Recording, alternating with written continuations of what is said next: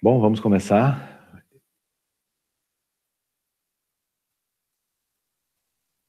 Então vamos falar, talvez vocês lembrem da nossa última aula antes de começar a relatividade. A gente também falou sobre observar um fenômeno de um referencial ou de outro, né? E nós vamos fazer o mesmo aqui, porque a eletrodinâmica clássica, né, ela é compatível com a relatividade. E é interessante ver, ou, né, constatar que a força magnética ela surge naturalmente, e ela surge naturalmente exatamente como a gente conhece ela, observando só tomando cuidado de como observar de um referencial e do outro referencial e ver o que a gente está vendo mesmo. Então nós vamos fazer isso hoje, basicamente, né? E também falar um pouco sobre como que os campos elétrico e magnético se transformam quando eu vou de um referencial para um outro referencial, também inercial, que está a uma velocidade em relação a esse primeiro. E para exemplificar isso, nós vamos usar um exemplo em que eu peguei nós vamos seguir o caminho aí que o Griffiths faz, e segundo ele, isso não é original dele também, ele usa também outros autores, mas isso não... Mas é muito ilustrativo, e para fazer isso nós vamos imaginar um sistema em que a gente conhece, que é um fio atravessado por uma corrente, tá? E com uma carga perto. Então a gente sabe que se o fio está sendo atravessado por uma corrente, vai ter um campo magnético em volta, e se eu colocar uma carga perto do fio, ela não vai sofrer força nenhuma, mas se ela estiver se movendo, né, por uma corrente elétrica, eu vou conseguir perceber a força magnética. E, bom, como é que a gente vai fazer isso? Então, primeiro, vamos imaginar um fio neutro. Nós vamos fazer fio neutro de uma maneira um pouco diferente. Então, vamos imaginar que eu tenho cargas negativas, que eu estou representando aqui em cima, tá? Andando para a esquerda, e cargas positivas, que eu estou representando aqui, andando para a direita. Então, vocês veem que, somando, como elas estão com a mesma velocidade v aí, andando para o lado, o fio é neutro, ou seja, em qualquer momento, se eu paro isso, a quantidade de carga que eu tenho total aí é a mesma positiva e a mesma negativa, ou seja, não tenho carga líquida.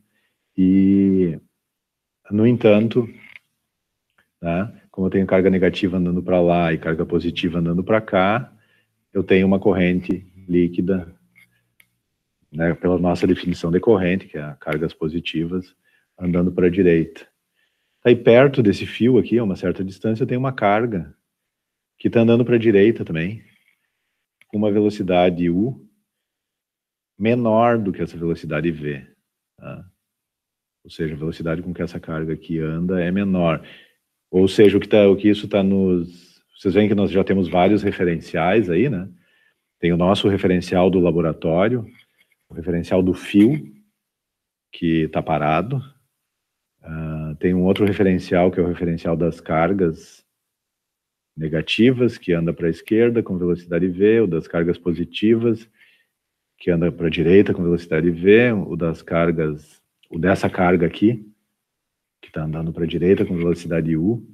E o segredo está em escolher o melhor referencial para olhar o problema e, né, ver surgir o efeito. Mas do nosso referencial a gente vê uma carga líquida zero aqui, o fio é neutro, e a velocidade das cargas faz com que eu tenha uma densidade decorrente, ou uma corrente, né, que é 2 vezes lambda-v, porque tem carga negativa para a esquerda e carga positiva para a direita. Tá? Então, isso é o que eu vejo do referencial do fio aí, do laboratório. Né? Quando eu estou parado, eu vejo isso. E como o fio não tem carga líquida, certamente não tem uma força elétrica entre o fio e a carga. Tá? Porque, né? No entanto, quando eu olho esse problema do referencial da carga, né, que está se movendo com velocidade u, né, menor do que v, que v é a velocidade para a direita, ou seja, como ela está se movendo para a direita, também ela vê as cargas positivas com uma velocidade menor do que v, e vê as cargas negativas que estão indo para lá, né, com uma velocidade maior do que v. Né? Então, a pergunta que a gente faz é qual é a força em cima da carga Q? E o que nós vamos achar no final? Nós vamos ver no final que depende a força que eu estou vendo, como a gente já sabe, né, porque a gente já viu que a força se transforma dependendo do referencial que eu estou, e se for a força de Minkowski, se transforma de um jeito, mas se for a força mesmo, que nós queremos saber em newtons, ela se transforma de um jeito mais complicado ainda. Tá? E até é um mistério por que a gente está fazendo isso, porque se a gente quiser saber como que a força se transforma, é bem simples, a gente calcula a força de Minkowski e ela se transforma como qualquer outro quadrivetor. Mas aí a gente não vê a força como que é a força que a gente quer saber mesmo em newtons. Né? Mas então, qual é a força em cima de quê? E o que nós vamos mostrar, então, é que a força é diferente, e nesse exemplo que nós escolhemos aqui, que é o exemplo do livro-texto, a gente escolheu exatamente porque eu consigo ver que do referencial da carga, essa é uma força puramente elétrica, e do referencial, vocês devem estar achando estranho, né, porque eu estou falando do referencial da carga, é uma força puramente elétrica, sendo que o fio não está carregado, a carga líquida no fio é 0, né, mas ela vai aparecer. E do referencial do laboratório, do referencial do fio que está parado, né, em relação ao laboratório, é uma força puramente magnética. Tá? E, então, qual é a força em cima da carga? Bom, vamos então ir para o referencial da carga aqui. Nesse referencial em que a carga está parada, lembre que ela está andando com velocidade u para a direita, né? No mesmo sentido que as cargas positivas aqui do fio. Então, o que acontece? O que acontece é isso aqui. Do ponto de vista dela, essas cargas aqui, as cargas negativas, estão andando mais rápido. Então, a velocidade menos aí, que é a velocidade das cargas negativas, é um pouco maior do que v, e a velocidade das cargas positivas é um pouco menor. A transformação aí não é a transformação de Galileu, não é simplesmente somar as velocidades, entende? Porque eu estou num referencial que se move a uma velocidade, a gente já sabe como fazer essas transformações aí. Né? No caso da velocidade é um pouco mais complicado, principalmente essa velocidade aqui, que não é a quadrivelocidade, porque ela não segue a transformada de Lorentz, então não segue aquela matriz dos quadrivetores. Então a transformada é um pouco diferente, mas o que a gente vai fazer? A gente vai fazer a conta, ver em detalhe quanto que são essas velocidades, e o que é importante aqui é que o que está mudando, né? O que muda quando eu saio de um referencial inercial e vou para o outro? Ora, eu tenho a dilatação do tempo, né? E eu tenho a contração do espaço, que é o que nós estamos vendo aqui, né, exemplificando. E essa mudança aí, né, nas velocidades, as velocidades vão se transformar desse jeito aqui, ou seja, a velocidade das cargas positivas vai depender de v menos u, vai ser um pouco menor, né? E vai ter esse termo aqui, ou seja, isso aqui é 1 sobre gama. E a velocidade das cargas negativas vai ser um pouco maior aqui, isso aqui também. Mas então é assim que ela vai mudar. E outra coisa importante é que a densidade de carga, o lambda, que do ponto de vista do fio, do referencial do laboratório, que está parado, né, essas cargas já não eram, a densidade de carga já não era a mesma que a densidade de carga lambda zero no referencial das cargas, porque, né, vamos lembrar que nós temos três referenciais, nós temos 4 referenciais diferentes aí, como eu estou vendo. Eu tenho o laboratório, eu tenho o referencial das cargas negativas que estão andando para lá, eu tenho o referencial das cargas positivas que estão andando para cá, e eu tenho ainda o referencial da carga Q, que está andando para cá também, com uma velocidade diferente das outras duas. Tá? Então, parece com... Desculpem pela quantidade de equações, mas não tem como seguir esse problema sem usar um monte de sinais aí, porque, né, eu tenho 4 referenciais diferentes, então se eu não tomar cuidado para botar índices corretos, então vocês veem que eu tenho um gama diferente para cada carga, porque no referencial das cargas negativas, por exemplo, né, a densidade de carga é lambda zero. Essa densidade de carga não é a mesma que a densidade lambda menos, que é que é a densidade de carga no referencial do laboratório. Isso vai depender de gama. Por que vai depender de gama aí? O que muda? Porque quando eu vou de um referencial para o outro, eu vejo uma densidade linear de carga diferente. Antes de responder, vamos usar a estratégia do Sherlock Holmes aqui, que se tu tira fora tudo que não faz sentido, o que sobra, por mais que pareça não fazer sentido, é o que é a realidade aí. Mas então, a densidade linear de carga, eu estou dividindo carga por comprimento. Então, é uma dessas duas coisas aí, ou ambas? O que vocês acham? Por que a densidade de carga é diferente? Densidade linear de carga.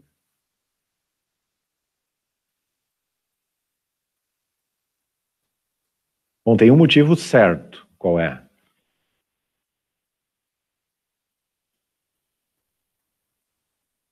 Por que certamente a densidade linear de carga tem que ser diferente? Ou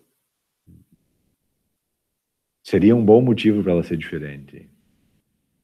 Talvez possa ser compensado esse motivo, a gente não sabe sem analisar o segundo motivo. Mas o primeiro aí, certamente a gente pode dizer que... O que certamente vai mudar?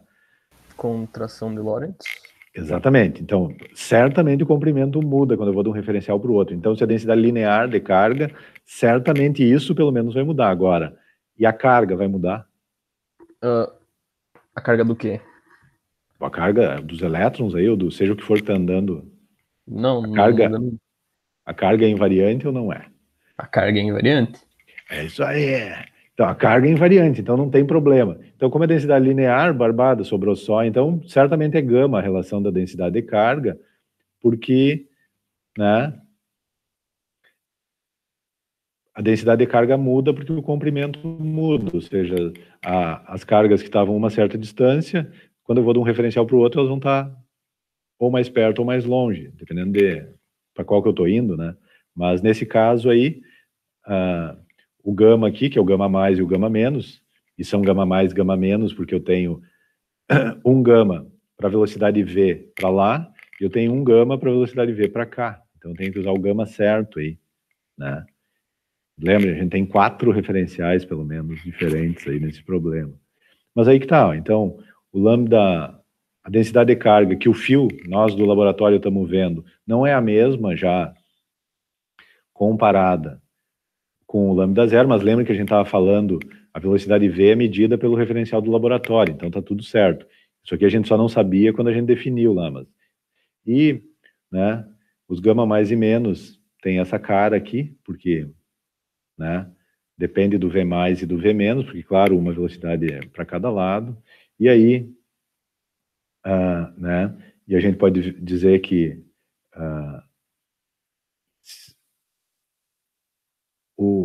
o gama aí, que eu vou usar quando a velocidade é v aí, né? É esse. Bom, não tem como escapar disso aqui, entende? O fato é que quando eu boto gama mais, gama menos, vou atrás de qual é a relação exata, eu vou chegar nessa relação aqui, ou seja, essa é a relação entre o gama mais e o gama menos com o gama, que é só um, né, supondo usando o referencial com a velocidade v. Aqui está o u, porque, né, do ponto de vista da carga que está andando com velocidade u para a direita, o fio está andando com velocidade u, né, para o outro lado. E juntando todas essas coisas, do ponto de vista da carga Q, que está andando com velocidade u para a direita em relação ao laboratório, e, portanto, v, o fio andando para a esquerda com velocidade u, e v, as cargas negativas andando para esse lado com uma velocidade, e as cargas positivas andando com uma velocidade para o outro lado. Então, a carga Q, ela vê um fio carregado.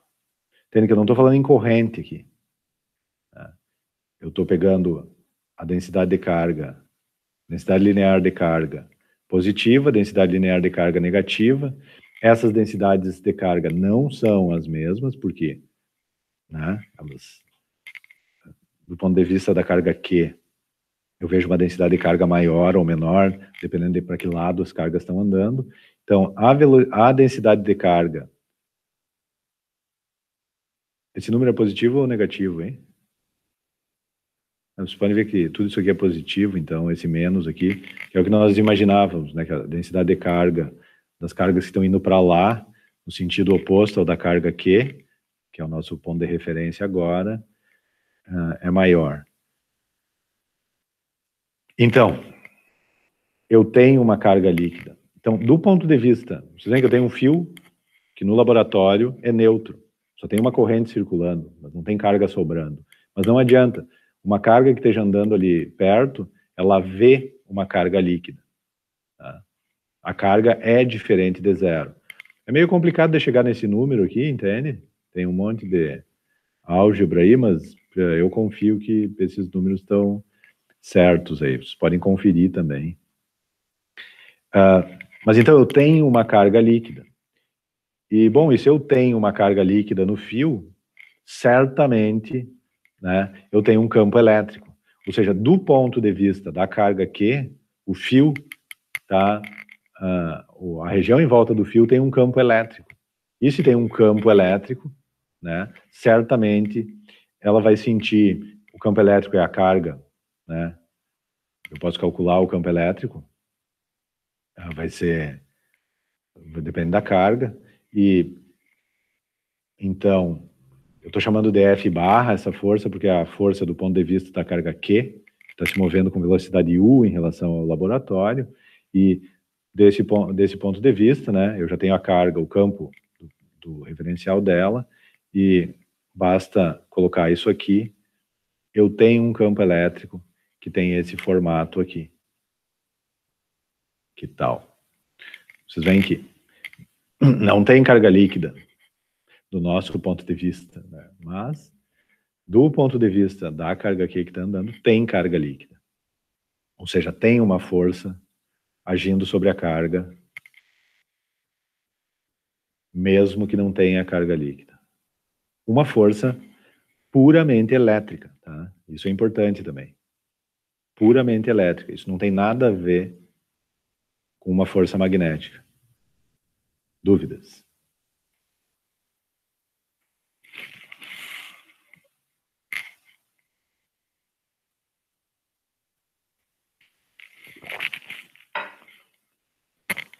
Bom, essa é a força. Diga. Eu acho interessante, né, quando V vira a velocidade da luz, né, nós podemos cortar, não tem uma contradição. Aqui, V ou... V aqui. Esse aqui, né? Sim. Sim, tu vê que aqui, isso aqui fica 1, né? E o gama, mas esse gama aqui tem V também.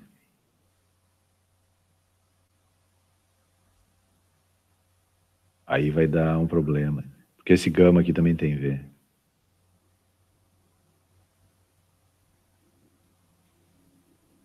Não é?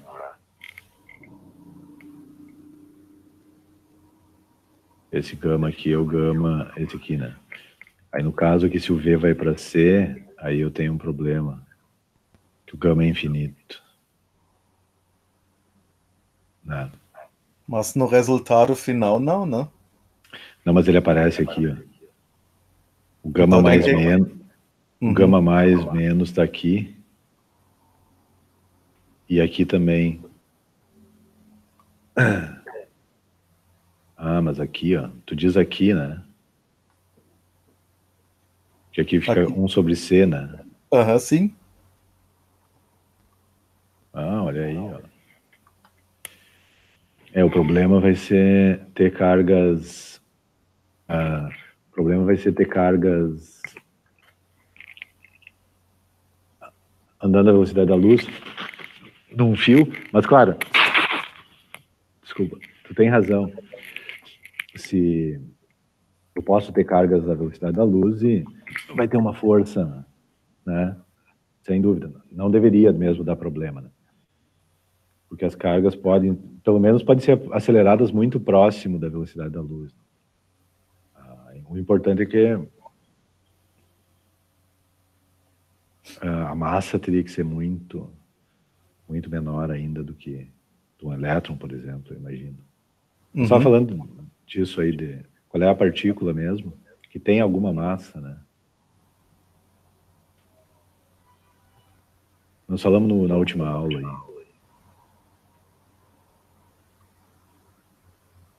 Neutrino?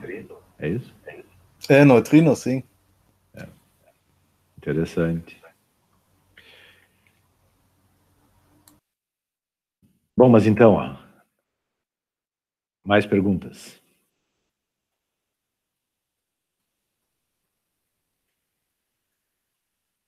Então, essa é uma força puramente elétrica. Tá? Então, quando a gente olha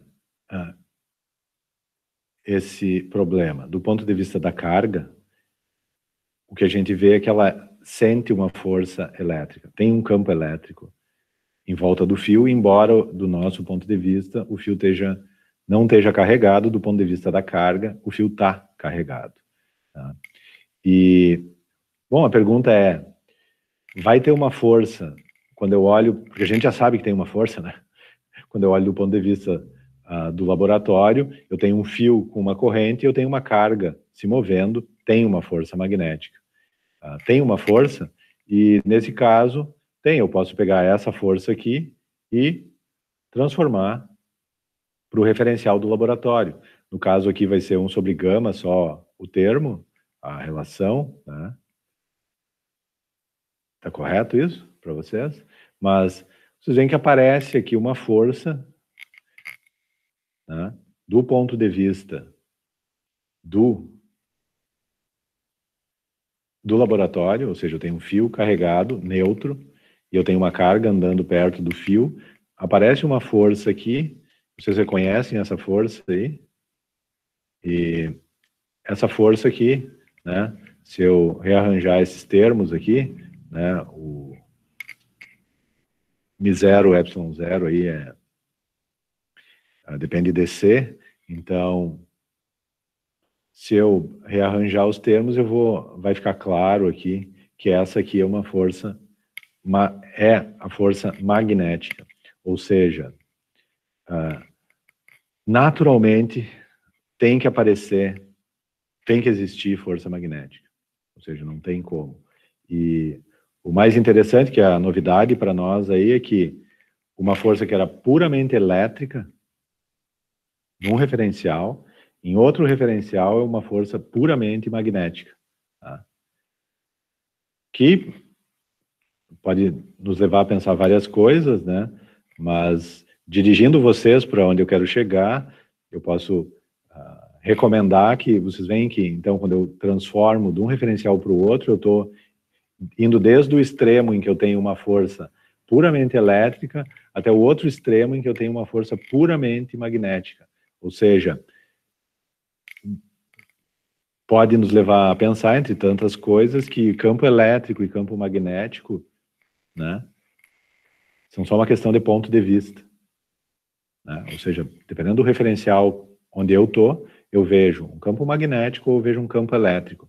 Então, se eu estou pensando em qual é o quadrivetor campo elétrico, ou qual é o quadrivetor campo magnético, eu acho que isso aqui já nos dá uma dica, né, que talvez o quadrivetor campo tenha que existir. O que nos gera um problema, né, porque a gente estava seguindo sempre, tipo, eu tenho 3 componentes espaciais e tenho uma 4ª componente, que é o que eu preciso descobrir. Com campo elétrico e com campo magnético é um problema, porque eu tenho 6 componentes espaciais, né? Ou seja, eu não vou resolver o problema botando uma componente. Eu não posso pegar as 3 componentes do campo elétrico e enfiar numa componente. Parece complicado isso. Ou mesmo com o campo magnético.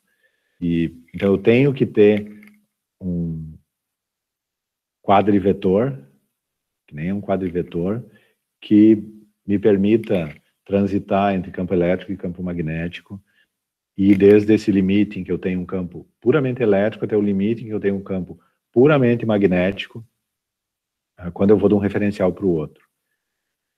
Que tal? Bom, nós vamos fazer isso então. Então, bom, dúvidas, comentários?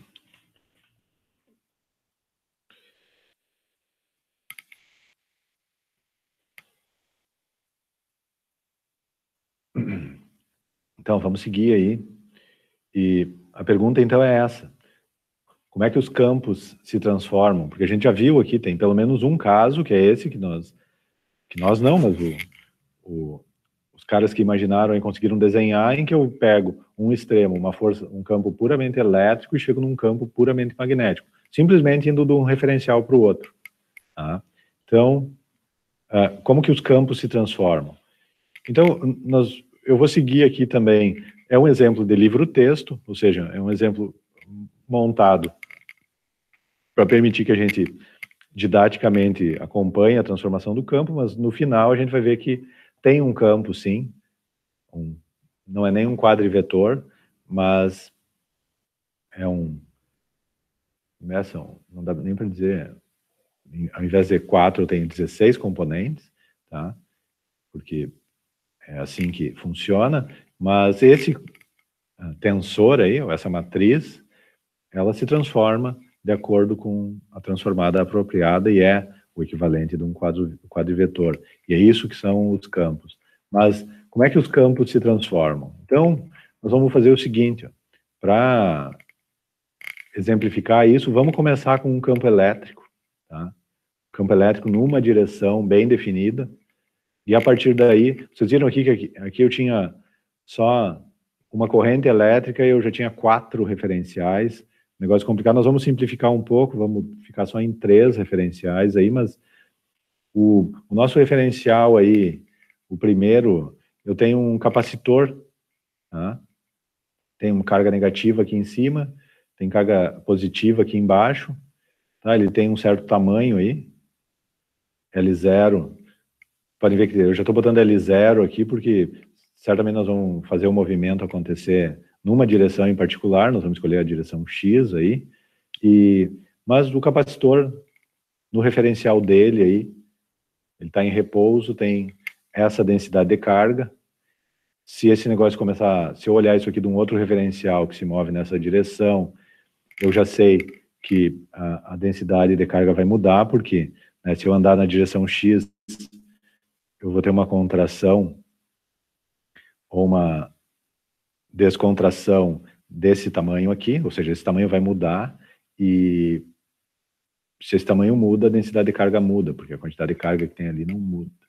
Tá? Mas vamos adiante. Então, esse é um referencial, e o campo elétrico, né, é bem definido aqui no meio, ele obrigatoriamente, então vocês vão dizer que não é vertical em tudo que é lugar, mas lá no meio tem um ponto, pelo menos, tem vários, em que o campo elétrico é vertical, e ele aponta na direção positiva desse eixo aqui, Y0. Tá? E o campo elétrico tem essa magnitude aí, no meio das placas. Então ele é vertical, bem vertical para cima.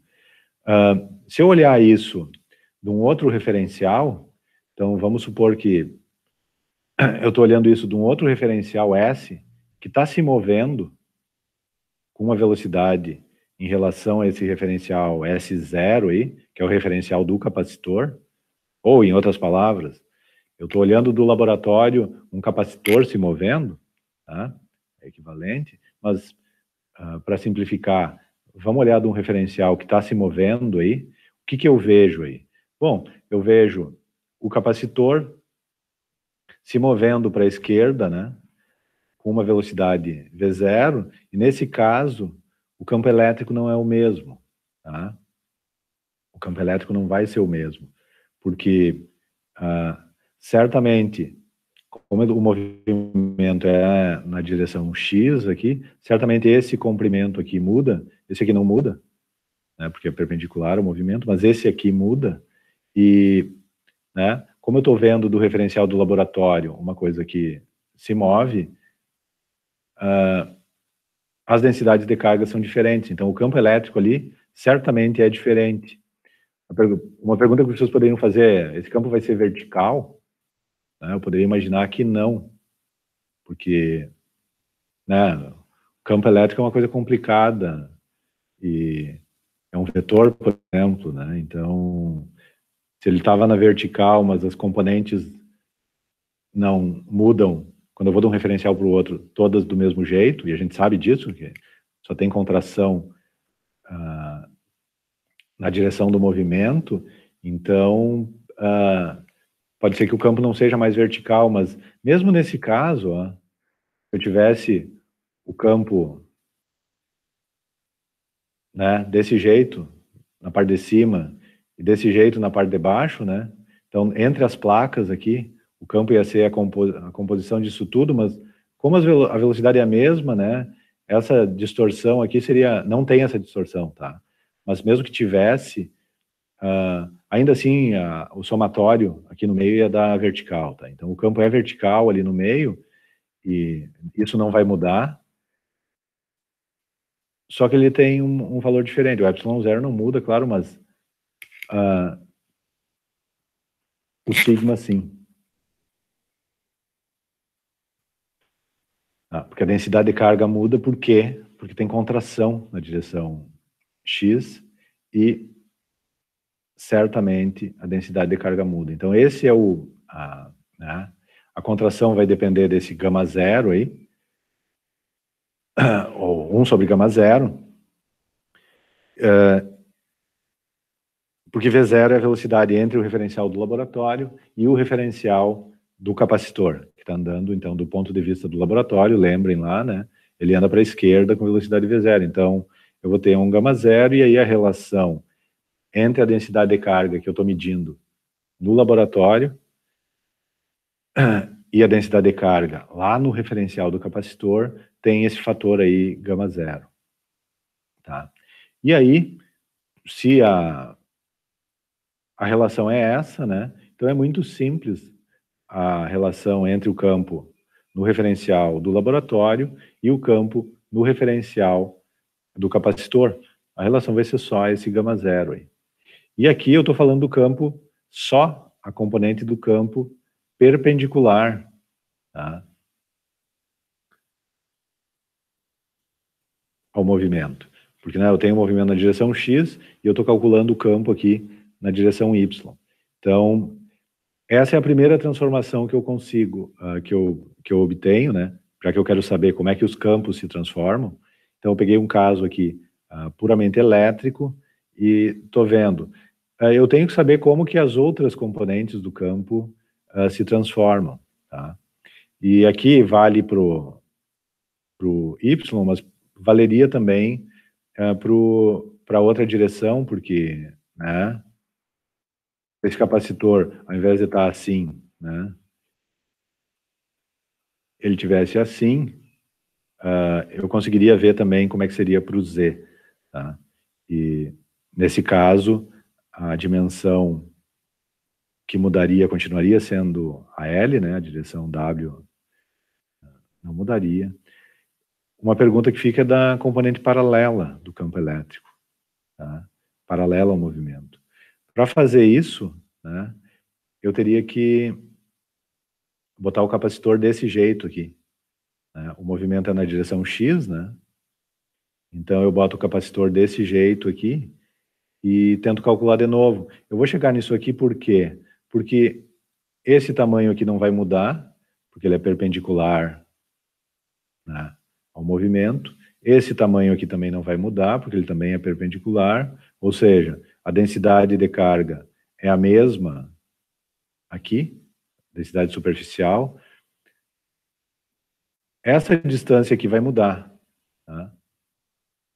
Mas o campo elétrico não depende dessa distância, né? Vocês lembram lá do capacitor que essa distância muda alguma coisa? Sabe o que que é? A capacitância? Capacitância, mas o campo elétrico não, o campo elétrico é o mesmo. Na verdade é por isso que a capacitância muda, porque eu tenho o mesmo campo elétrico, numa geometria diferente. É isso, né? Isso. Perfeito. Então, o campo elétrico não muda, então a componente paralela ao movimento do campo elétrico não muda, tá? É claro, tem outra coisa que muda aqui, ó, porque aqui eu estou falando em densidade superficial de carga, porque eu estou dizendo que isso aqui, mas é claro que isso aqui é uma chapa metálica, então toda a carga está na superfície da chapa e a densidade superficial não muda, mas é claro que o volume da chapa vai ter que mudar, porque a espessura, que eu não estou mostrando aqui, né, certamente vai mudar das chapas, mas não a área, tá? Então, a componente paralela ao movimento do campo elétrico não muda, tá? Bom, e como é que o campo magnético se muda aí? Como é que eu vou, né?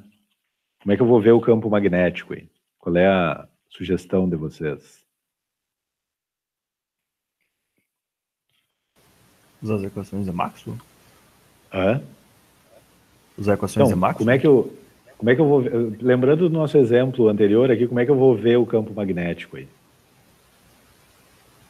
Porque, né, desse ponto de vista, eu só vejo o campo elétrico, né? Uhum. Mas, como a gente viu aí, né, se eu tenho, né, um referencial se movendo em relação ao capacitor aqui, né, com velocidade V0, para ver o campo magnético eu vou precisar de um outro referencial aí, que vai estar se movendo com uma velocidade V barra, né, em relação ao capacitor, né, mas com uma velocidade V em relação ao referencial S, né. O referencial S mede as velocidades sem o... Então, eu boto um terceiro referencial aqui, que se move com velocidade V em relação a esse aqui, que está se movendo com velocidade V0 em relação a isso aqui, né? E ele se move com velocidade V barra em relação a esse aqui, diretamente, né? O caso é um pouquinho mais simples até do que nós tínhamos usado anteriormente, porque eu só tenho 3 referenciais, mas não quer dizer que não seja complicado. Mas, né, vocês veem que quando eu vou de um referencial para o outro, coisas que eram neutras podem não ser, ou o que eu via de um jeito pode ser um pouco diferente, né? Porque o campo Y aí, né, que eu via desse referencial é esse aqui. E a relação com o campo lá no referencial do capacitor é gama zero, né? Então, como que vai ser, né? Eu tinha isso aqui no referencial S, né? E eu tenho uma densidade corrente aí. Eu tô seguindo aqui a nomenclatura do Griffiths, é um pouco diferente do que nós estávamos usando antes, mas densidade decorrente K, isso é um vetor, né? E a densidade decorrente, devido a essa placa e essa placa, porque eu tenho carga se movendo, né? Tem um capacitor andando com velocidade V0 aí. Isso aqui é do ponto de vista do referencial S, tá? Ainda não é do S barra, e a densidade decorrente é essa aqui, tá? Então, eu posso, né? Pensem comigo, é regra para obter a corrente, né? Para obter o campo magnético devido a uma corrente, é regra da mão direita, né? Então, se o capacitor está andando para lá, né? Em volta do capacitor eu tenho um campo magnético, né? Pensem que cada linha aí supondo que o capacitor é uma infinidade de linhas aí, eu tenho um campo magnético. Então, aqui no meio do capacitor, né? O campo magnético devido à placa de baixo é para dentro aí. E o campo magnético devido à placa de cima, né, é para dentro também, porque como ela é negativa, ou eu uso a regra da mão direita com o sinal invertido, ou uso a regra da mão esquerda, né? E aí o campo magnético é aqui no meio, né, é na direção negativa, seguindo o desenho aqui do eixo Z, né? Porque eu tenho carga se movendo para a esquerda. Então, do ponto de vista, né, do referencial S, eu tenho carga se movendo para a esquerda e eu vou ter esse campo magnético aqui, onde V0, né, é a velocidade do capacitor e o sigma é a densidade de carga no referencial S. Tá? Então, do ponto de vista do referencial S, eu via um campo elétrico devido às cargas no meio do capacitor e um campo magnético devido ao movimento das cargas no meio do capacitor também, apontando para aquele lado. É isso? E, bom, se eu for para o outro referencial S barra, então, esse terceiro referencial lá, que está se movendo com velocidade V em relação ao referencial S e com velocidade V barra em relação ao referencial S0, né? Então, é simples de saber quais são qual é o campo magnético também e o campo elétrico desse terceiro referencial, porque é isso aqui. Tá? Eu só tenho que, como eu já sei, tanto a densidade de carga quanto a velocidade tem que ser levadas em conta para o campo magnético. No caso do campo elétrico, basta levar em conta a densidade de carga. Então vamos, só para a gente não se perder, é isso. Quando eu vejo desse referencial, eu vejo um campo elétrico e um campo magnético. E quando eu vejo desse referencial, eu também vejo um campo elétrico e um campo magnético, só que daí eu tenho que levar em conta que esse referencial se move com velocidade V em relação a esse referencial. E se eu for fazer a conta aí, né, na ponta do lápis, eu vou ver que tem uma relação entre V barra e V, ou V barra e V0, dada por essa equação. O gama barra, né, que está...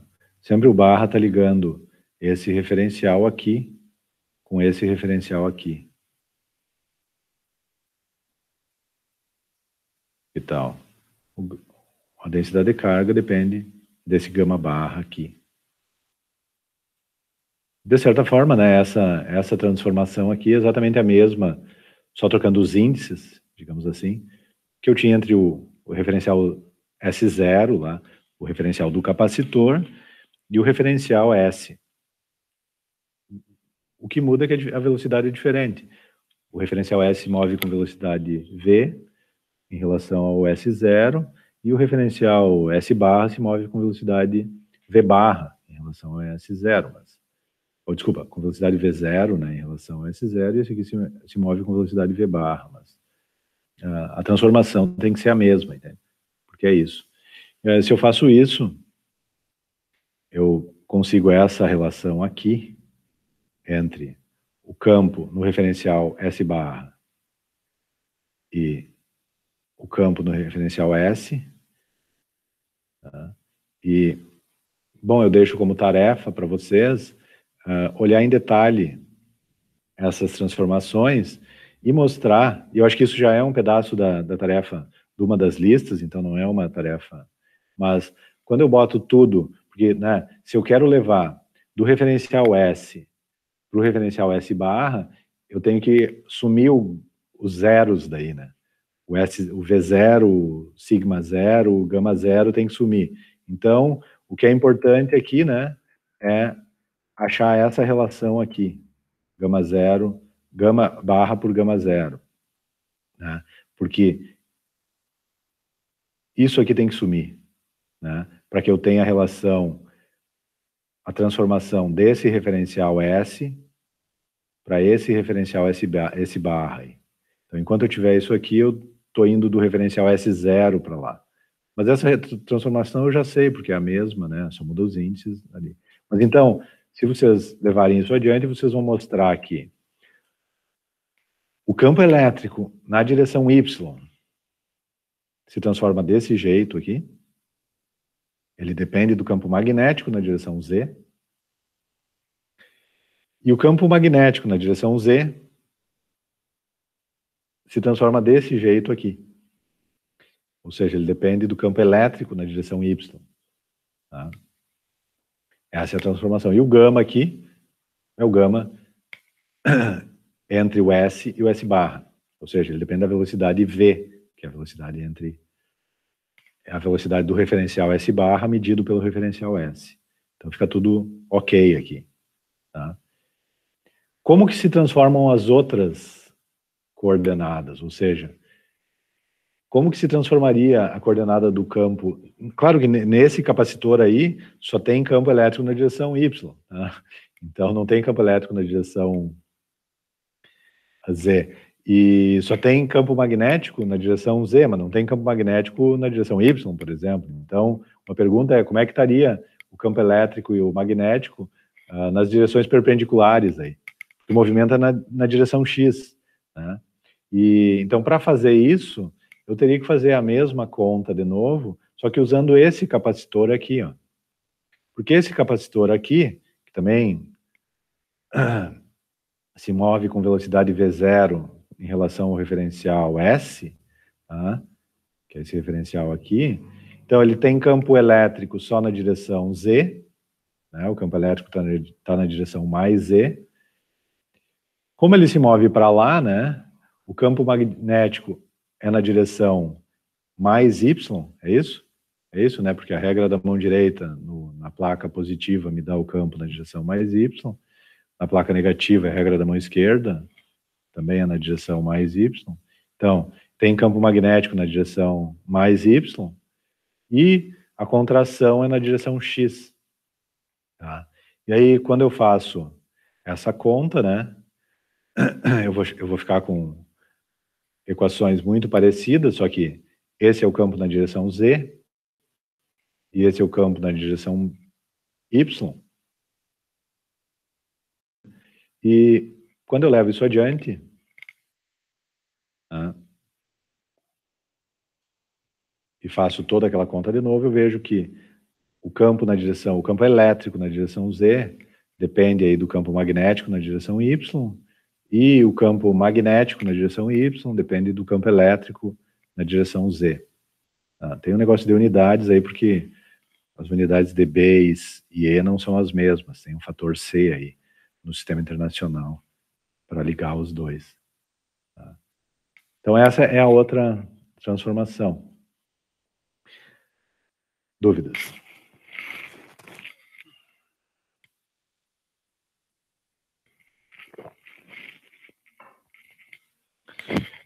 Então, o que falta é como é que fica o campo elétrico, o campo magnético na direção X. Você já tem um chute aí, porque a gente sabe que o campo elétrico, né?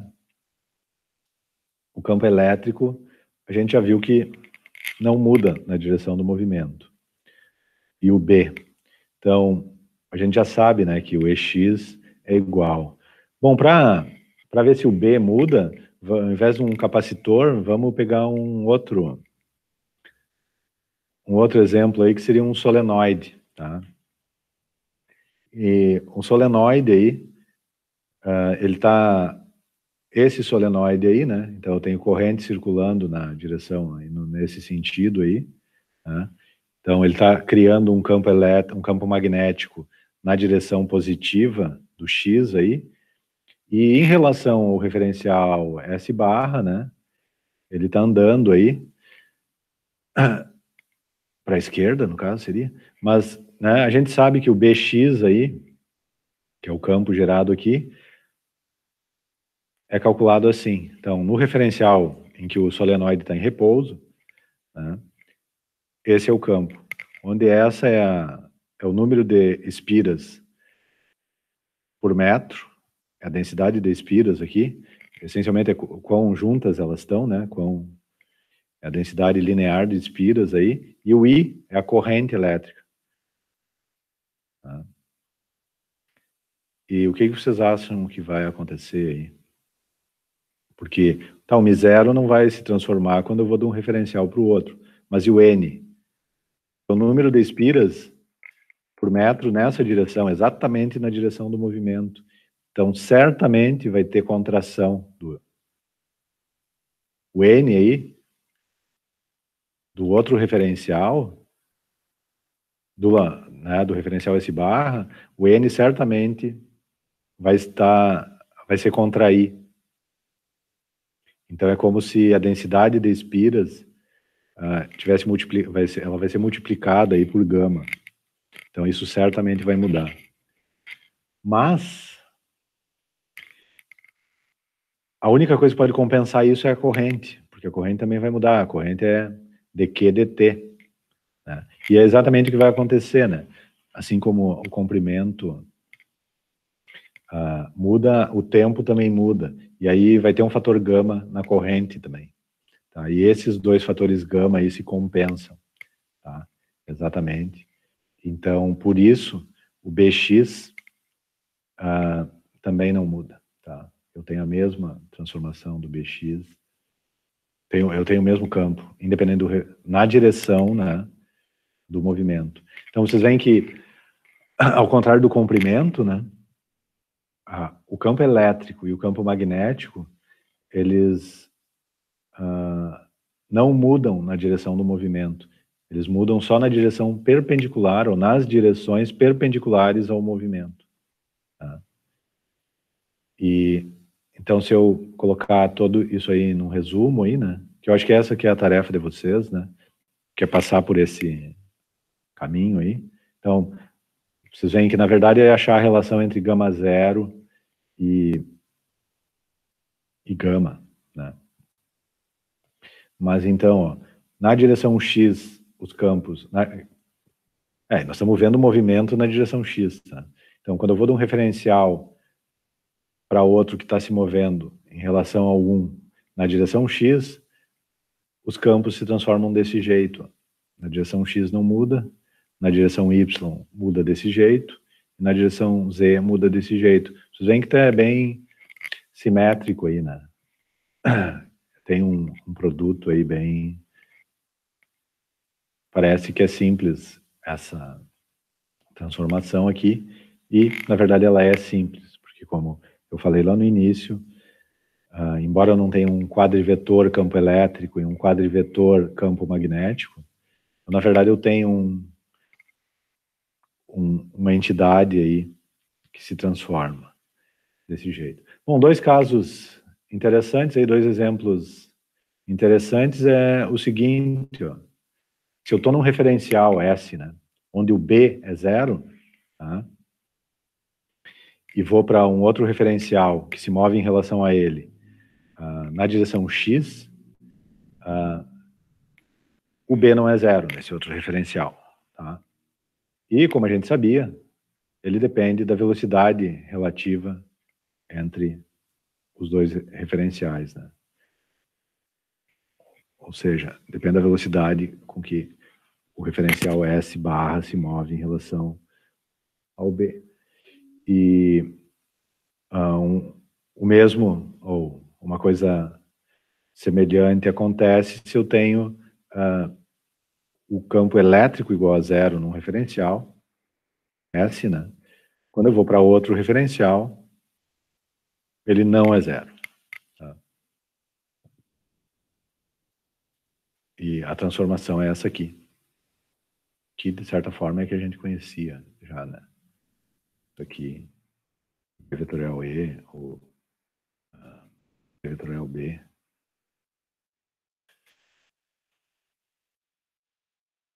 Dúvidas? Perguntas?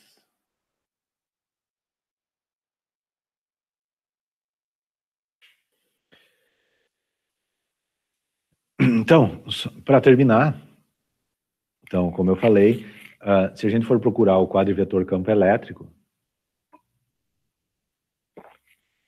ou for procurar o quadrivetor campo magnético, não vai ser tão simples assim como definir o quadrivetor velocidade, ou momento, ou a força de Minkowski. Mas a gente pode observar o seguinte, ó, que o que eu estou procurando, na verdade, é uma entidade que se transforme, ou um quadrivetor, que se transforme de acordo com essa transformação aqui, tá? E eu vou ter que procurar o que é que se transforma desse jeito. E nessa procura, vale a pena lembrar que, né, uma propriedade simplesmente matemática, que é que se eu multiplico uma matriz coluna, né, 4 linhas, uma coluna, por essa matriz 4x4, eu tenho uma matriz coluna. 4 linhas, uma coluna no final, é isso, né? Mas se eu começo com uma matriz 4x4 e multiplico por uma matriz 4x4, eu termino com uma matriz 4x4 também, tá? Então, esse espaço aí que se transforma desse jeito aqui, usando essa matriz de transformação, ele certamente não tem só quadrivetores, tá? Ele tem tensores também, que se transformam desse jeito, né? E esse é o tensor campo, tá? O campo elétrico e o campo magnético não têm quadrivetores equivalentes, mas eles têm um tensor só, que é o tensor campo, tá? E esse tensor, como é que a gente faz isso? Bom, a gente vai ter que ir atrás de como que cada uma dessas, como que o campo elétrico e como que o campo magnético se transformam. E a minha sugestão, então, isso também é uma tarefa para vocês, leiam sobre o assunto. Certamente diferentes textos têm diferentes abordagens, mas o Griffiths tem uma delas que é interessante. E se vocês forem atrás, então, das matrizes que se transformam desse jeito, em particular, envolvendo o campo elétrico e magnético, vocês vão conseguir mostrar que o tensor campo tem esse formato aí, ou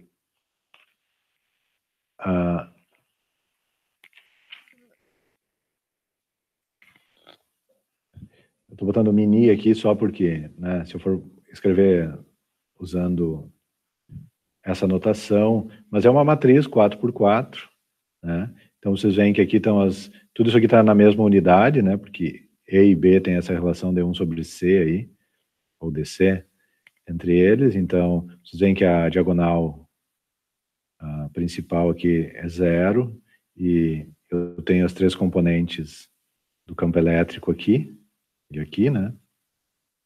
E eu tenho as 3 componentes do campo magnético aqui. Tá?